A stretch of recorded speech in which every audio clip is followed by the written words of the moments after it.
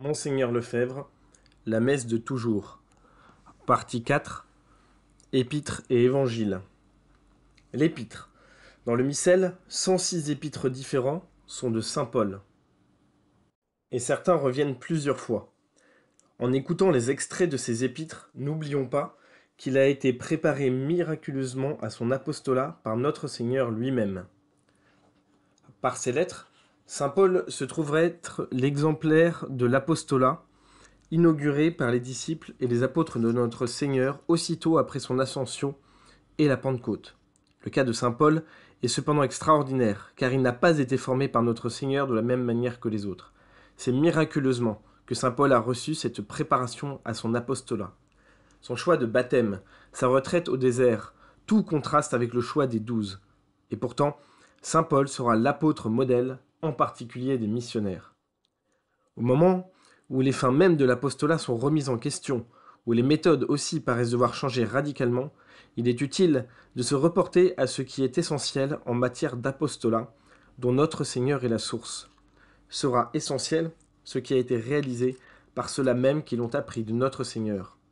Il est donc souverainement utile de se mettre à l'école de saint Paul. Mais venons au fait, que désire exactement Jésus de Paul ? Je vous suis apparu pour cela. C'est clair, notre Seigneur s'apprête à lui indiquer le motif exact de son apparition.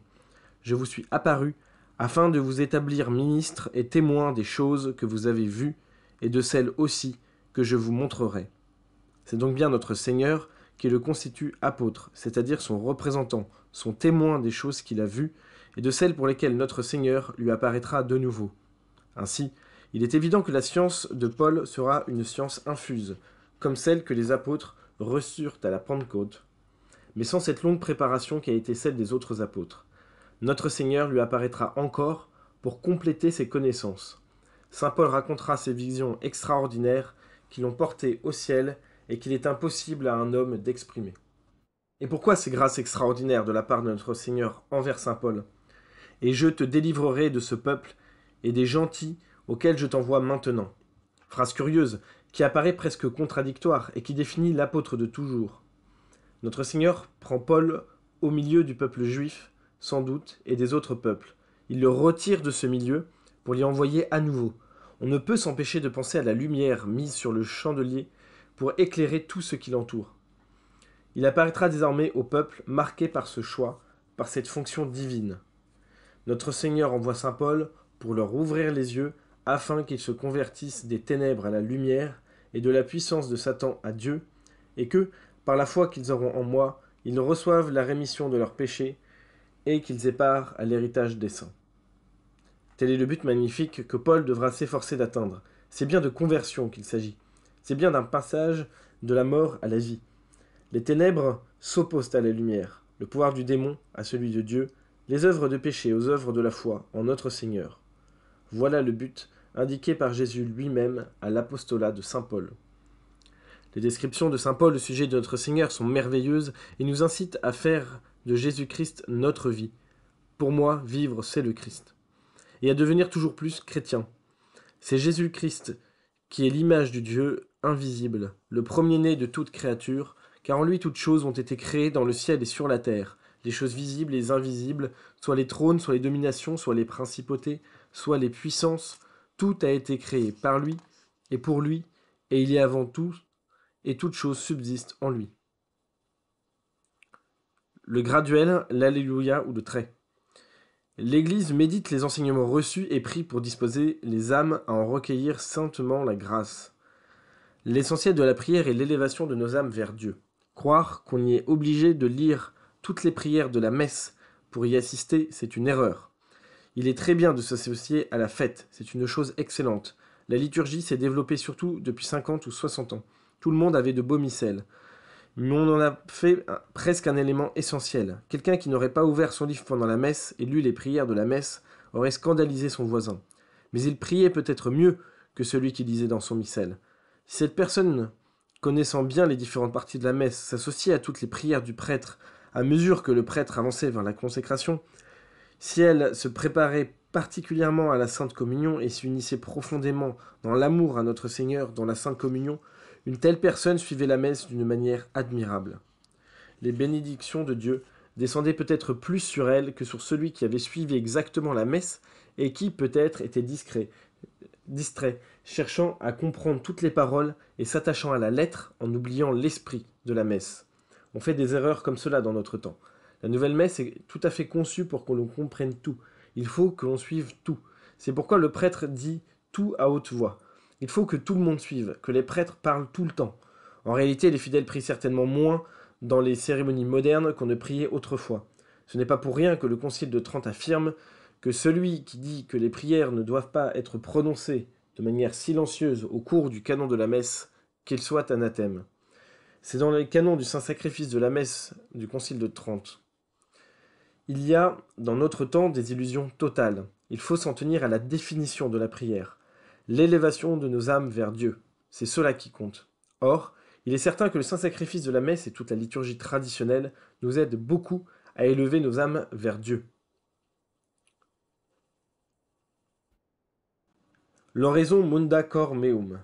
Munda cor meum ac labia mea omnipotens Deus, qui labia Isae profete calculo munda inito, itam et tua grata miseratione dignare mundare, ut sanctum evangelium tuum digne valeam nunciare.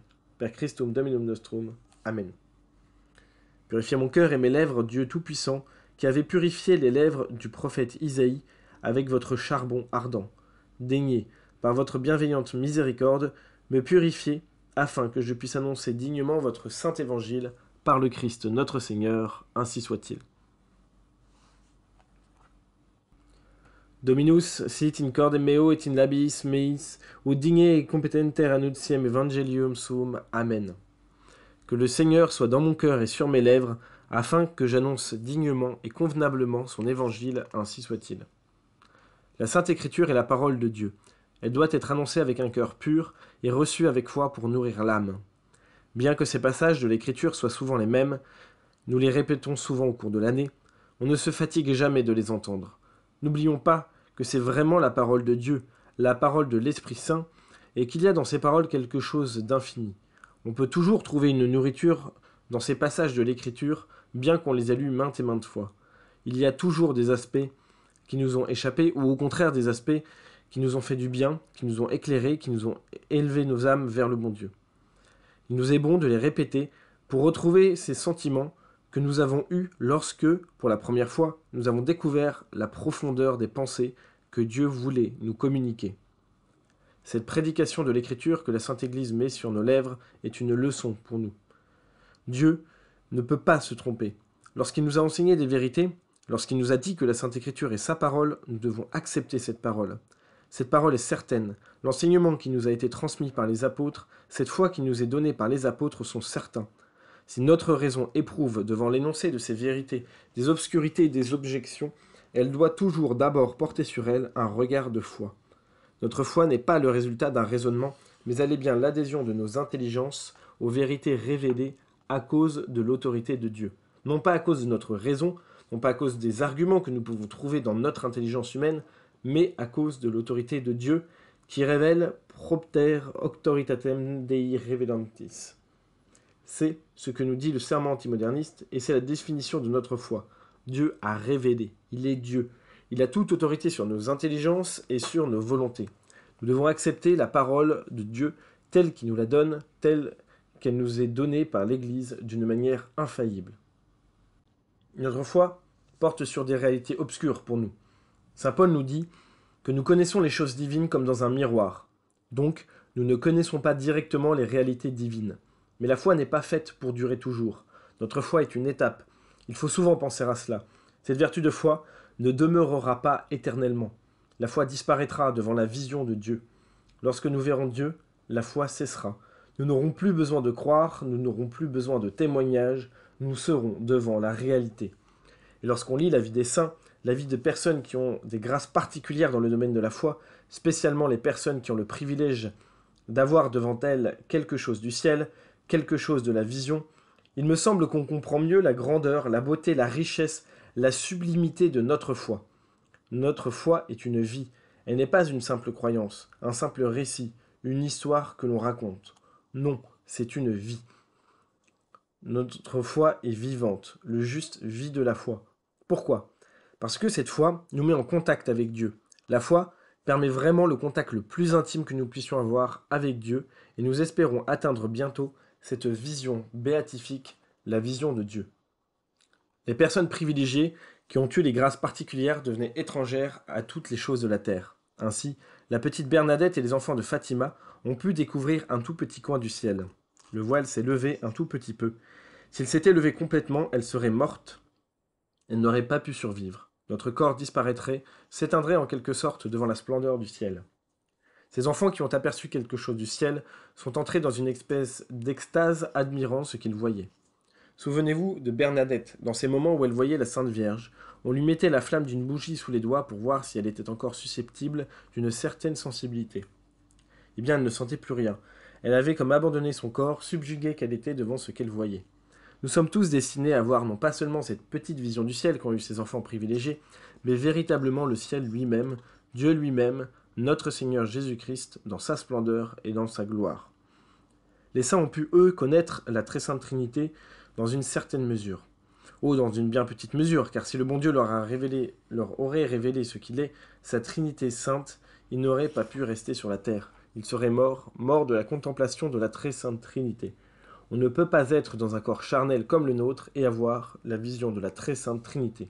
Alors, si seulement la levée d'un petit coin du voile de la Trinité sainte met en extase les saints et les saintes qui ont pu avoir cette grâce, eh bien, nous devons, nous, croire à l'existence de la Trinité sainte et penser que ce sera là notre bonheur, notre joie, pendant l'éternité.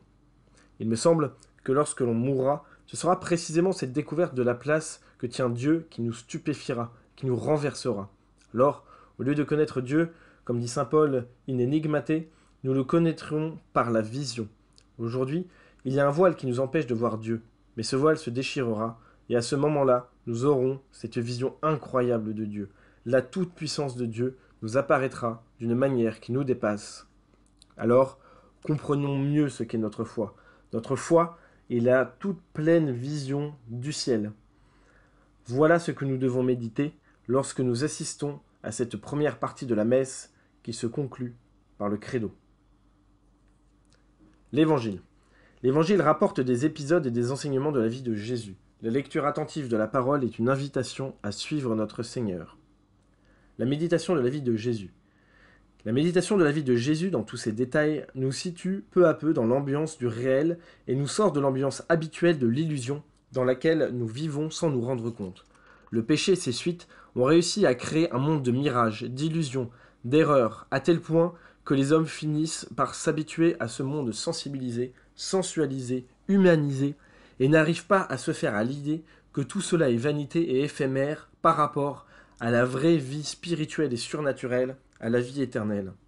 La sainte et admirable vie de Jésus est un rappel constant des réalités spirituelles et divines, seule valable et estimable, seule éternelle. Tout en Jésus est retour à Dieu, au vrai, au réel, à la sagesse et à la sainteté. Puissions-nous nous convaincre toujours plus de cette nécessité de suivre Jésus comme il le demande à ses disciples. Celui qui me suit ne marche pas dans les ténèbres. Si quelqu'un veut être mon disciple, qu'il porte sa croix et qu'il me suive. Il n'y a donc pas d'autre choix, ou suivre Jésus, ou rejoindre Satan. Rien de surprenant si Jésus souffre de voir des hommes préférer les ténèbres à la lumière. Et quelle lumière? Celle qui a créé le monde, le soutient dans l'existence, qui illumine tout homme venant en ce monde, qui leur apporte la lumière du salut et de la gloire éternelle. Mais il préfère les ténèbres du monde, et ce monde qui est contre notre Seigneur, de ce monde de la chair, de l'argent, de l'égoïsme, de l'orgueil, antichambre de l'enfer. Avant de quitter la personne de Jésus-Christ, pour nous attacher à comprendre son œuvre rédemptrice de salut et méditer sur les moyens que Jésus a institués pour nous communiquer à nouveau la grâce du salut, efforçons-nous de marquer d'une manière indélébile dans nos esprits l'image réelle et vivante de Jésus qui doit illuminer et orienter toute notre vie. Ayez soin de retracer dans votre conduite l'évangile que vous annoncez, afin que l'on puisse dire de vous « Bienheureux les pieds de ceux qui annoncent la paix, qui annoncent les vrais biens. » Ayez pour chaussure les exemples des saints, afin de prêcher avec fruit l'évangile de paix. C'est là que se trouve la paix. L'ordre ne peut pas exister sans Dieu, sans notre Seigneur Jésus-Christ. L'unique évangile. Saint Paul a donné aux Galates un conseil bien précieux pour rester fidèle à l'unique évangile du Christ. Il est très utile de lire le premier chapitre de l'Épître aux Galates de Saint Paul. C'est une leçon extraordinaire et qui s'applique parfaitement à notre temps et à notre situation. Que dit Saint Paul ? Ô insensati Galétés ! Il n'a pas peur de leur dire ô Galates insensés. Pourquoi ? Qu'ont fait les Galates ? Comment est-ce possible que vous soyez passés si tôt à un autre évangile ? Comment est-ce possible ? Moi, je viens vous enseigner un évangile, puis je pars 1 an et demi, 2 ans, et vous retournez aux pratiques de l'Ancien Testament. Quel était cet évangile ? Il voulait reprendre les pratiques de l'Ancien Testament. Lui avait dit, c'est fini l'Ancien Testament. Maintenant, c'est le baptême, c'est l'Eucharistie. C'est la pratique de la foi, de l'espérance, de la charité. Surtout pas de circoncision, pas de manifestation de l'Ancien Testament, plus de sacrifice. Il part, et voilà qu'il se remet aux pratiques de l'Ancien Testament. Est-ce possible ? Comment êtes-vous passé à un autre évangile ? C'est parce que vous avez eu des prophètes et des docteurs qui vous ont entraîné dans l'erreur.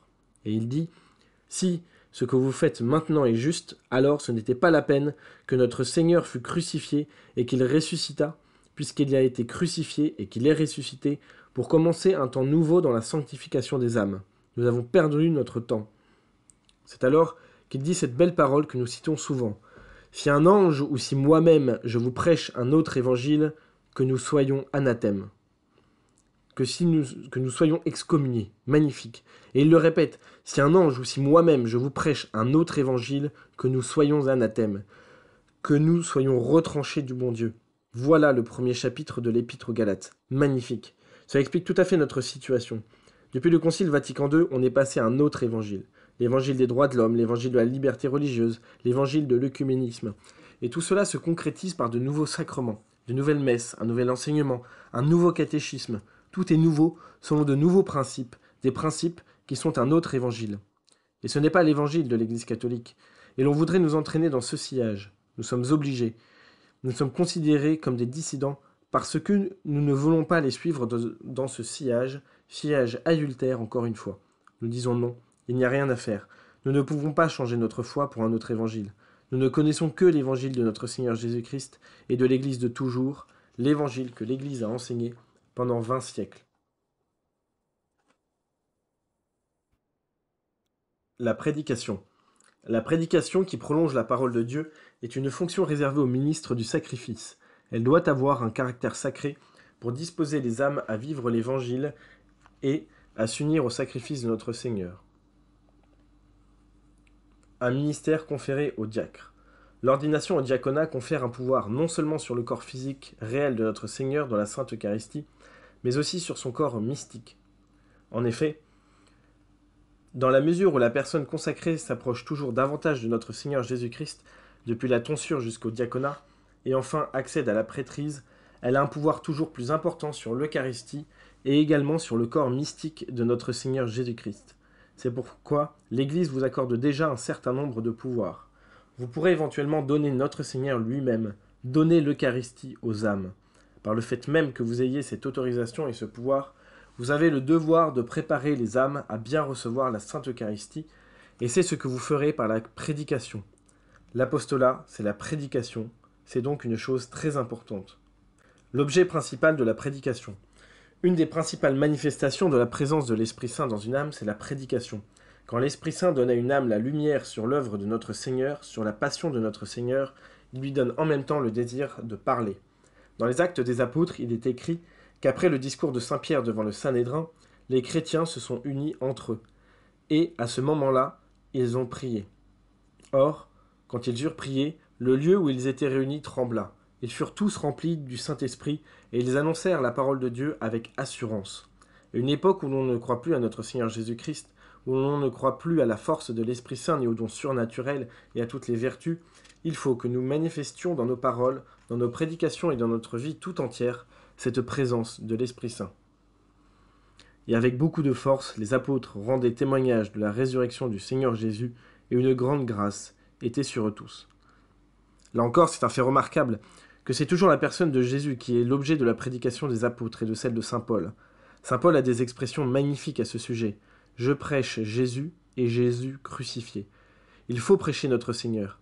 Il y a une grâce particulière d'illumination qui est donnée aux fidèles au sujet de tous les événements de la vie de notre Seigneur, et particulièrement, bien sûr, de sa crucifixion et de sa résurrection. Un sermon où notre Seigneur Jésus-Christ n'a pas sa place est inutile, où le but ou le moyen manque. Nous ne prêchons pas nous-mêmes, déclare saint Paul, mais nous prêchons Jésus-Christ notre Seigneur. Il faut que Jésus-Christ intervienne toujours dans nos prédications, parce que tout se rapporte à lui. Il est la vérité, la voie et la vie.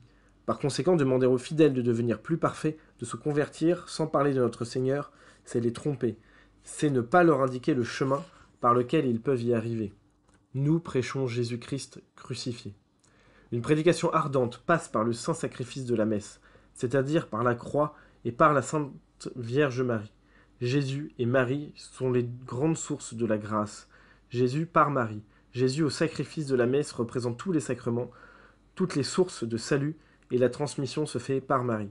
Donc, l'intercession de Marie est nécessaire, parce que toutes les grâces nous viennent par ses mains. Nous devons prêcher la croix de notre Seigneur contre le mauvais esprit du monde, qui est l'esprit du diable, qui est l'esprit de l'erreur, qui est l'esprit de l'attachement au bien terrestre. Quel est le moyen le plus évident de se détacher de l'esprit du monde? C'est l'esprit de la croix. Il faut prêcher la croix pour que les gens s'unissent vraiment à la croix de notre Seigneur et à son sacrifice. Vous prêcherez la doctrine de la croix. Saint Paul n'avait pas d'autre prédication, si ce n'est Jésus et Jésus crucifié.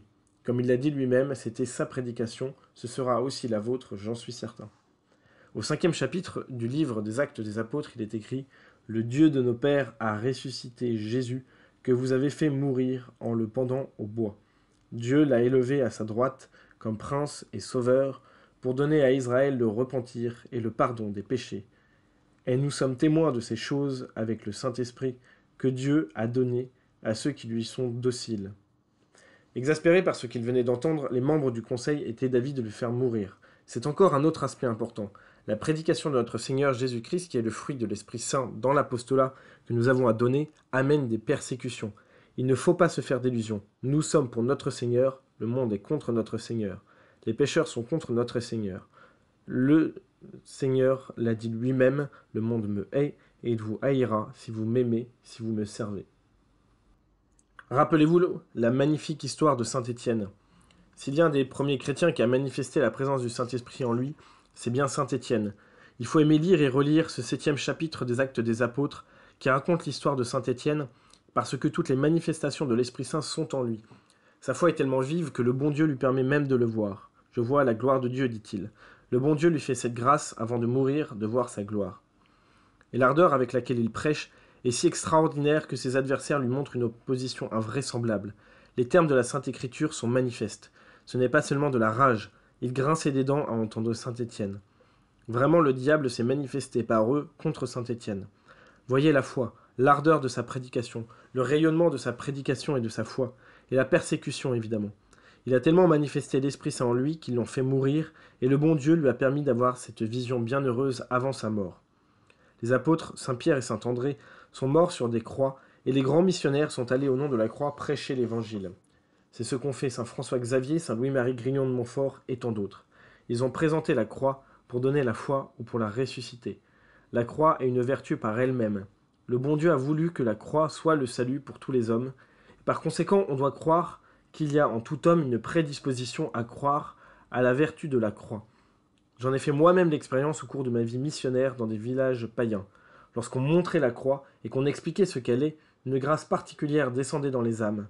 Les âmes étaient touchées à la pensée que Dieu soit venu sur terre et souffert pour elles et donné son sang pour les racheter de leurs péchés. Les hommes remplis d'orgueil et imbus de leur science sont les plus durs à convertir. À l'idée d'arborer la croix, ils se révoltent comme le démon, comme les mauvais anges, comme les princes des prêtres, comme les scribes et les pharisiens. Mais les âmes simples, qui sont sans doute dans le péché, reconnaissent plus facilement leur désordre. Elles sont dans une situation qui bien souvent leur crée un certain remords. Et alors la pensée que cette situation dégradante dans laquelle elles se trouvent a une issue, une voie de résurrection, une voie de lumière, eh bien, cela les attire. Quand elles pensent que Dieu lui-même a pris soin de venir, de se sacrifier pour les sortir de l'état de péché dans lequel elles sont, alors les âmes s'élèvent et remercient Dieu en y voyant une voie de salut possible, une voie de résurrection possible.